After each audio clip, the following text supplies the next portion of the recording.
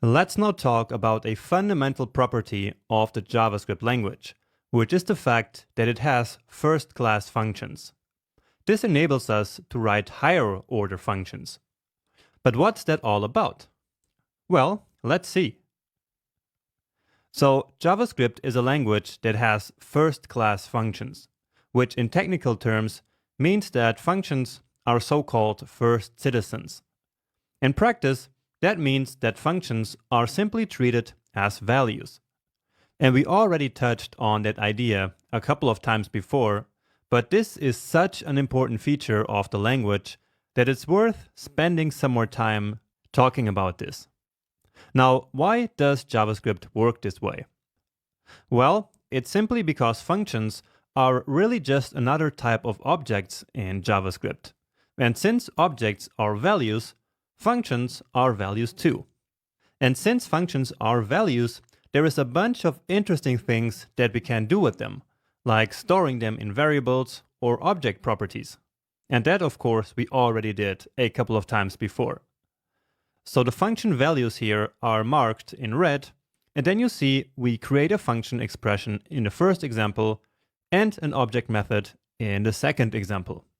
So the value in the red rectangle is the function value itself that we can store wherever we like. We can also pass functions as arguments to other functions. And we actually already did that before when adding event listeners or event handlers to DOM objects. So here we have the addEventListener function that you already know, and we clearly pass the greet function into the addEventListener function here as a value, right? Now, to make it even more interesting, we can also return a function from another function. That sounds kind of crazy, but it can be very useful.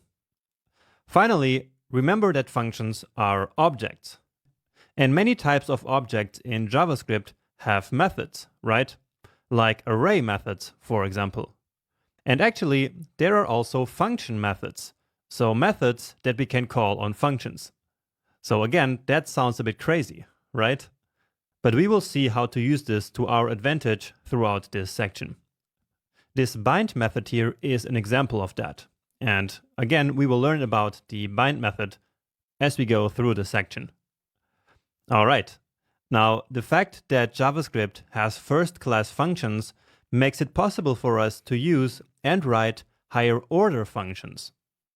So, a higher-order function is either a function that receives another function as an argument or a function that returns a new function.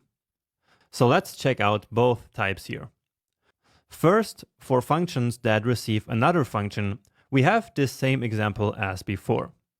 So here, the addEventListener function is the higher order function. And why?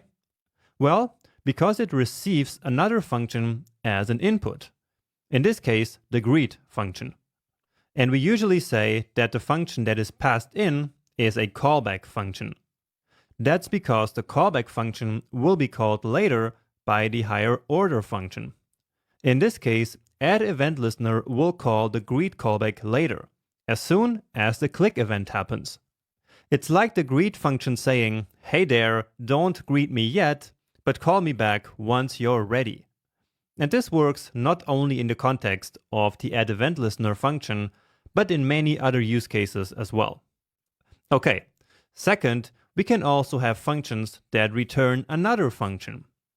So we have the higher order function here, so basically this whole code block, which clearly returns a new function, which is this one. And this style of functions is also used a lot in JavaScript, but it's also more advanced and I guess harder to understand. I will show it to you in the next lecture, but we will explore this deeper a bit later. Now, just to finish, there seems to be some confusion between first-class functions and higher-order functions.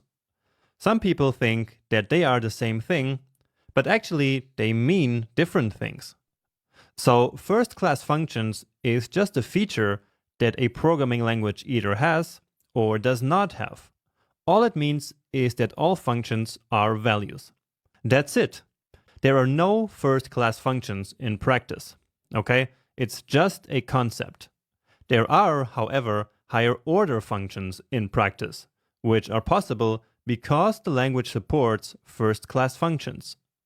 So it's a subtle difference, but still worth noting if you want to be able to talk like a true JavaScript master. Great!